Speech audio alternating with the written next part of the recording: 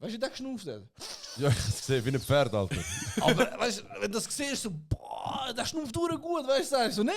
Also brutal. Ist er Mann? off-cam? Oder ist er off-cam gleich wie auf der Cam? Oder schlüpft er in eine Rolle? Der ist voll Also visionär. ich kann mir erzählen, so Backstory zu dem. Also ursprünglich haben wir eigentlich geplant, dass er in die Schweiz kommt, oder? Nachher aber zeitlich nicht mehr aufgegangen für ihn und dann hat er gesagt so, hey, komm zu mir heim auf München. Sind wir zu ihm gereist.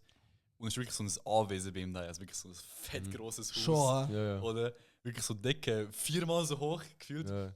Und nachher sind wir so dort am 10 Uhr morgen am Sonntag, kommt er so angefahren auf dem Velo mit einer Frau hinten drauf. Oder?